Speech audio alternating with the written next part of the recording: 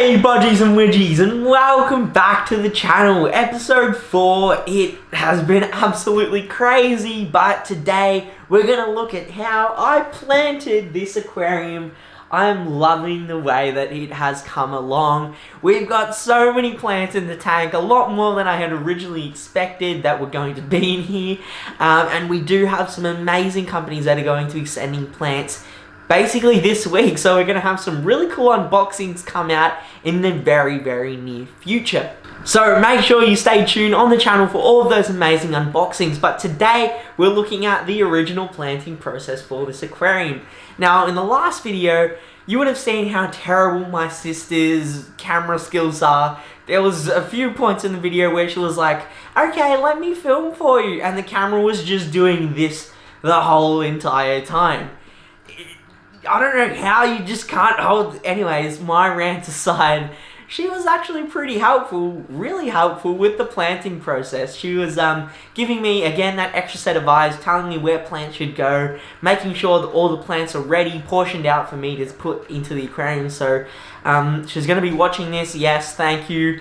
As much as it hurts for me to say, you were actually kind of helpful. So, yeah, but it was an incredibly fun process. She's kind of a person that doesn't really get too much involved with the fish side of things, but she likes gardening, so I think that's probably where the correlation came in with planted aquariums. But, so without any further ado, let's look at how I planted this aquarium, and then I will join you once I'm finished. Okay, so this may not look like a lot of plants for this tank, but oh, it's bright. But let me assure you that these are just the epiphyte plants that I'll be using. And there are still more that will be arriving later this week, but these are the plants that we're going to start off with. So I'll give you a quick pan around of what we have. Here we have some Monte Carlo and also Hemianthus micromanthoides. We have some Anubias barteri and some Anubias nana. A tissue culture of Pogostemon halfori. That is Hygrophila pinnatophyta, Bulbitis. We have a variety of Java ferns, including the regular Java fern and also Java fern Windelov, Bulbitis, if I didn't already say that. And in here we have some Seswasitang, weeping moss, and a whole bunch of other plants that we can use.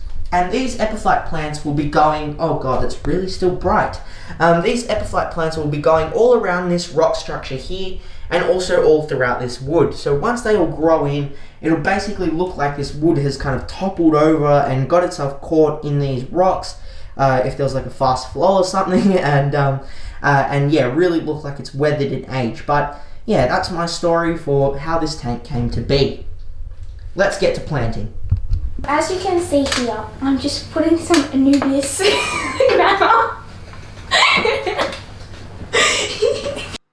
Do you see that I have to deal with her on a daily basis? But welcome to Planting 101 with Bodgie. No, it really is not that complicated at all. What we're dealing with now are the epiphyte plants, and these are plant species that grow on the surfaces of driftwood and your aquarium rock as well, and they don't really prefer to be planted in the substrate. However, some of the plants that I'm going to be using, like the Monte Carlo, they don't mind. They can go in the substrate or the driftwood, and it really gives you that versatility when you're designing your aquascape.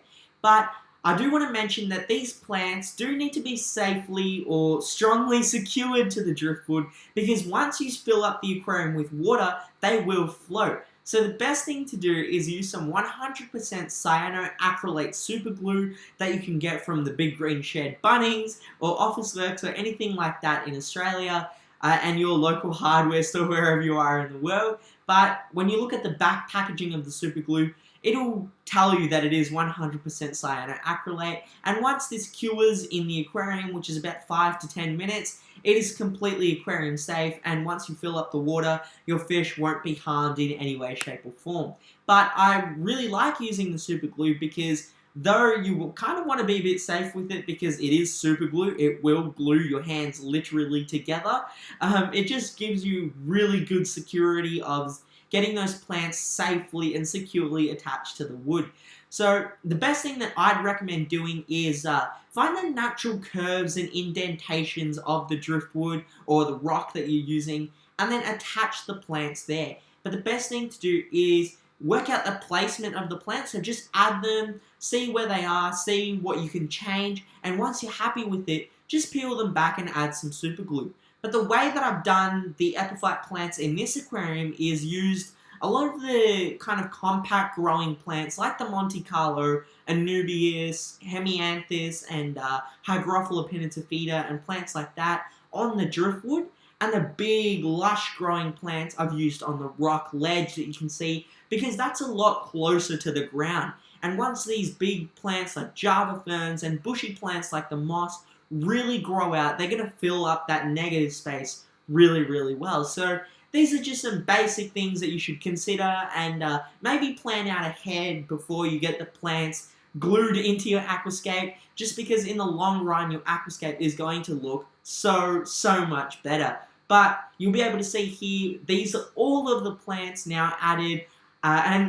This is a really cool addition that I love. What I did was get some Hemianthus, glue it onto the rock, and have this cool little island that just adds a little bit more texture to the aquascape. I forgot to film these stem plants, but it's as simple as just poking them into the soil.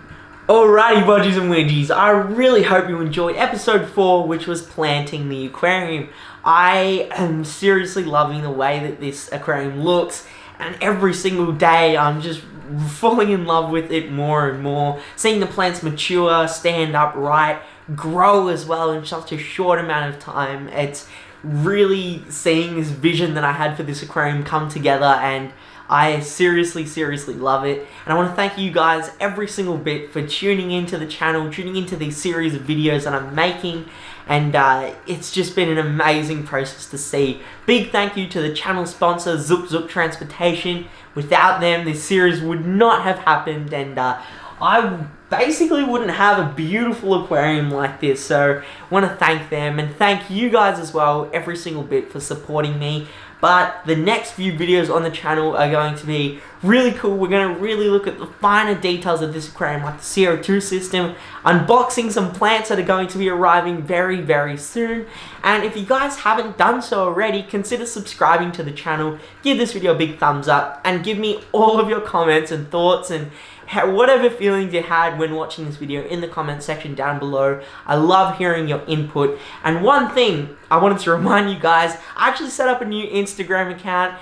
It is Bodgie from Straya. I'll have the link in the description down below. But if you guys want to give me a follow on there, make sure you do. I'm going to be posting a lot of stuff behind the scenes, giving you guys a little bit of that exclusive information before the video actually comes out, and having a lot more interaction with you guys on there.